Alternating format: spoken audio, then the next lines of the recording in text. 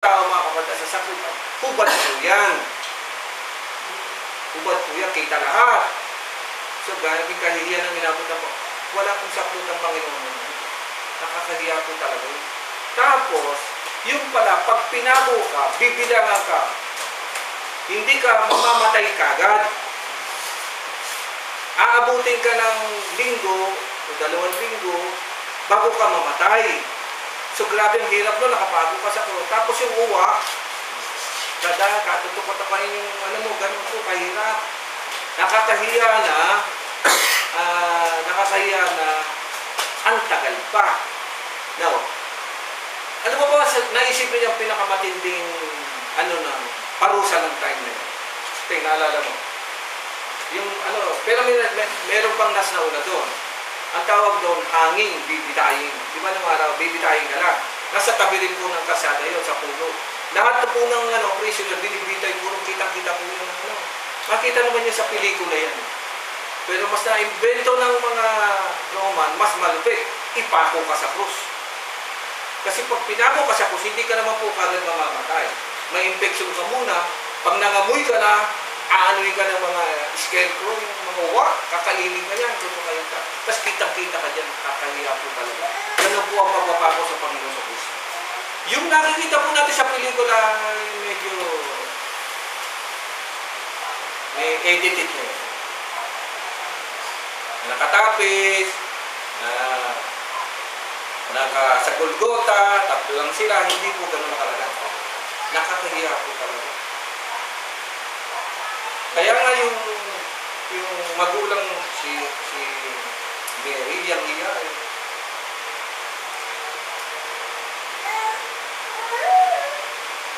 Pero ang Panginoon di siya tumagal, Pinako siya ng alas 9, alas 3 namatay na siya. Kasi ang sabi nila ng mga ang totoong Kristo, mahina ang katawan niya.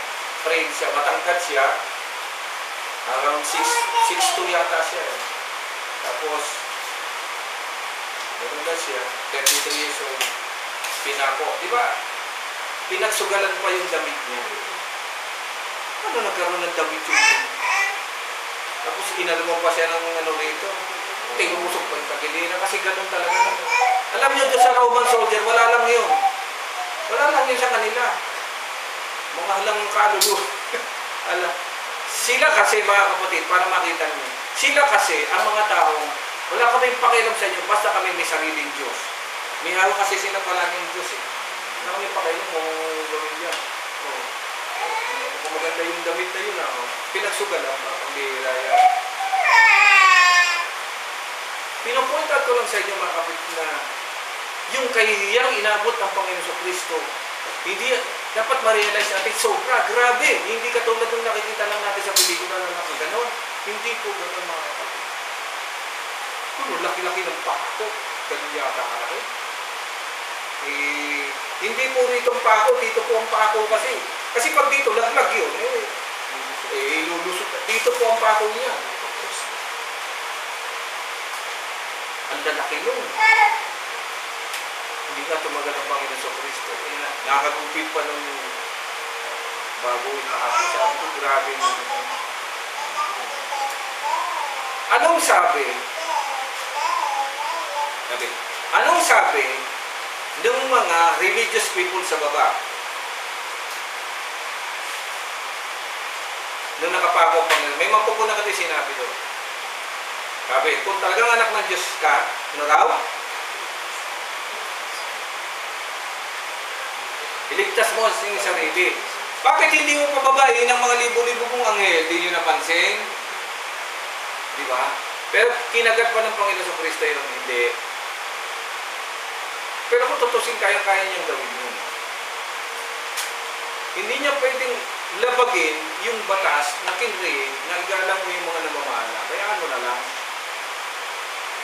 Kasi nasa plano yan. Hindi ka pwedeng bumabag sa plano. Hindi mo pwedeng i-corrupt yung plano ng Panginoon Diyos. Na ano pala, ikaw pala magiging sacrifice. Gaano man ito nakakahiya.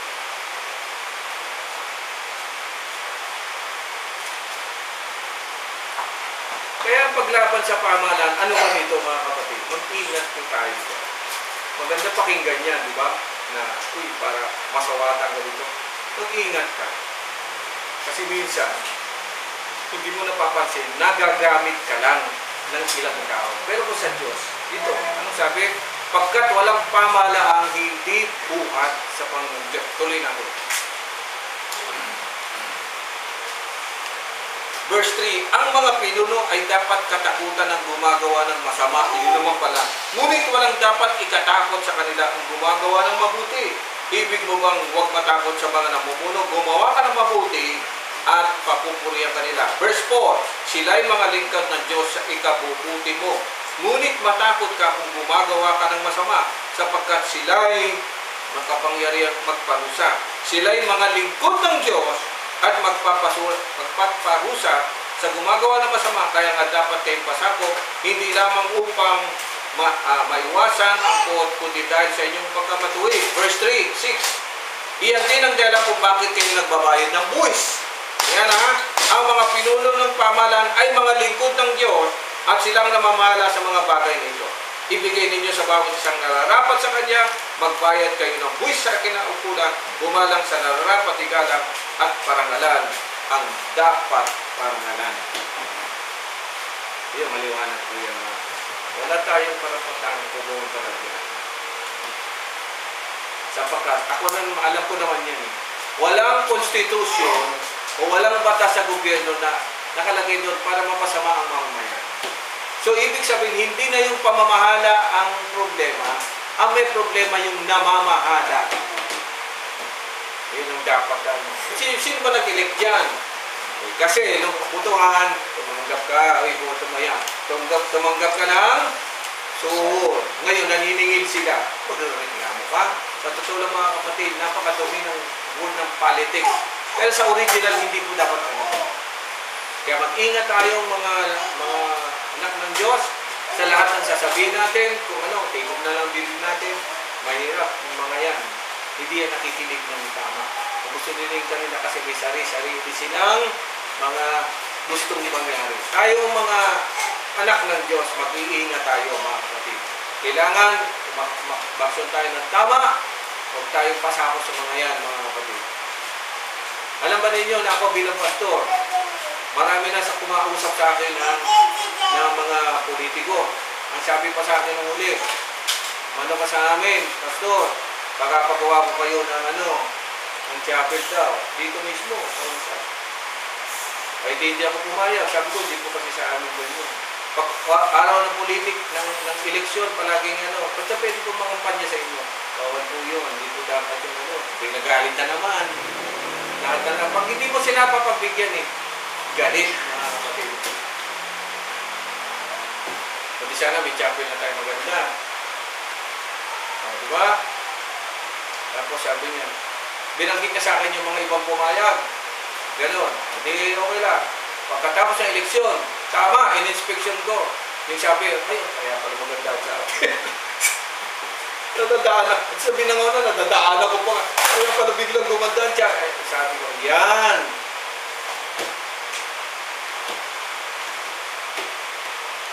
Huwag kayong padaya mga kapatid. Huwag kayong padaya sa nakikita natin. Kahit marami yan, pag nagandaan na yan, sumobra, tiyak mayroong involved na corruption yan. At tanda natin, hindi ma-exempted kahit ang church ng Panginoon. So kaya nga, patuloy tayo manalangin. Kaya ngayon yung kanta natin, huwag ibaling paningin kasi napakahirap mga kapatid. Dahil sa daigdig na ito, napakahirap tumanggi. Kasi marami pong nag-aalok. Amen? Marami nag-aalok. Hindi nga makapasok dito. Sabi ko sa isang pori na nangingi ng nabutan mo yung pori.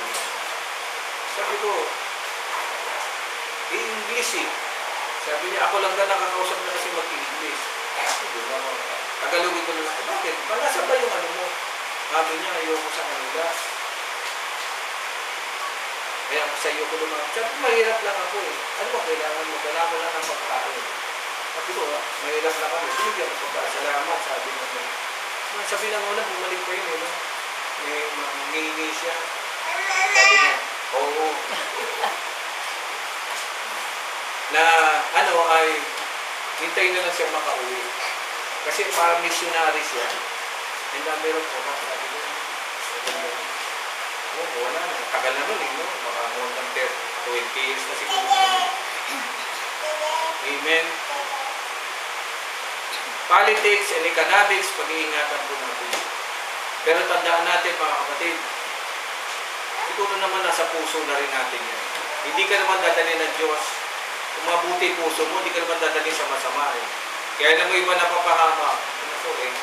May mga mukhang pera din kasi siguro, gusto rin ng kapangyarihan. Yan, tinapatan ka ngayon, o yan, nagkaroon na ngayon ng problema, hanapin mo ngayon yan. Nakakahiya. Amen po mga kapatid. Meron pa rin gustong itanong patungkol pa rito sa pamamahala. Tandaan natin, hindi po ako nagsabi si Paul. Naranasan nila yan. In fact, si Paul, ang pumatay sa kanya ay ang Roman Empire. Pero alam niyo ba ninyo, nung nakulong si Paul sa Rome, marami po siya nakulong. Marami pong lumapit sa Panginoon. Kailan yung emperor, klase kasi yung emperor ng mga time nyo, wala silang kinikilala. Kasi ang emperor, kaya tinag sila ng emperor, Diyos sila. Diyos sila kasi. Patayin niya, patayin. Pinatay na. Ang hirap din. Kanina may nakita ko sa YouTube, ililibing ng buhay. Nakita pa lang yun, no? Pinabalik ka. Pinakabalak. Sabi ko, ano naman kaya religion ko?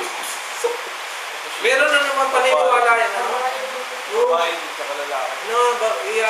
Ililibing ng buhay. Siguro yun ang parusa. Pero ilang ko na rin na ilibing ng buhay. Buti papatayin mo muna, tsaka mo ilibing. Katulad ng isang beses, di ba? Sa Saudi tayo, yung binasahan muna siya. Tapos kinuna siya ng BP, inig na, tapos pinaiga. In-injection na ng pampamanhid yata yun. Inano siya. Nung chinik ng doktor, tinawag na yung babaril, binaril. Wala na naramdaman siguro. At kung medyo po. Tapos, kabaril. Mukhang may kasalanan talaga yung tinawag yung doktor ulit, tinignan. Wala na, binabot. Tapos nilinis, yung pinagbaril, siyempre may patak ng dugo, nilinis pa yun ng bumaril. Tapos, sabi ko, may pamay, tapos yung alabok, pinanggano ng doon sa bumaril. Yung sabihin wala. Yung alabok, pinanglinis ang pero yung kanina, yung binabalot pala ng paglilibig ng buhay, ewan kung ano na naman bago na naman yun. Kaya tayo manalangin sa Panginoong Diyos na iiwas na tayo sa mga ganyan dahil iba-iba na talagang lumalabas. Amen po. Palain tayo ng Panginoon. Maraming salamat.